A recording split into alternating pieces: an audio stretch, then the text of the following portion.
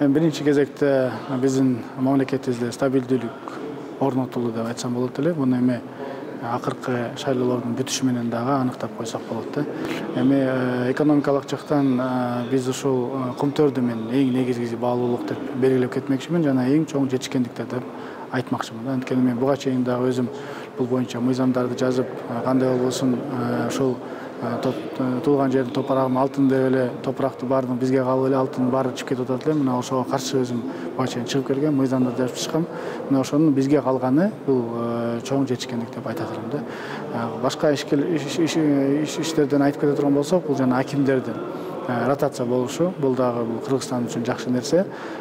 Ошол жерден өзүнүн канча жылдардан бери отуруп ташып, ошол эле жерден чыккан ул катары ошол жердеги жумуштарды жакшы мындай ар кандай түрдө алып бараткандардын негизинде мына ротация болгону жакшы болду. Андан сырткары алардын дагы аттестация жүрүшү дагы бирден бир жакшы көрсөткүчтөрдүн белгиси болуп кайтты деп айта алам. Ал эми экономикалык жактан дагы бир көрсөткүч бул биздин кечеги күnkү эми ал так келсе, азыркы учурда такталып атат.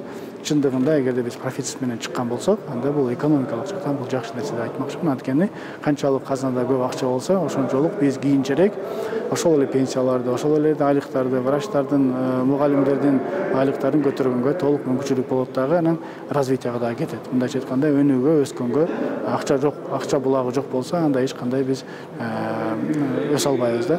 Андан сырткары биз мурда ар жылы ушул дефицитти жабыш үчүн сырттан акча алчу. Мен билишим боюнча ушул жылы дагы башка жактан акча алынган жок, толугу менен өзүбүздүн булактар менен жабылды да. Эгер бул жактан караганда бул жакшы иштердин кесепети деп айтсам болот.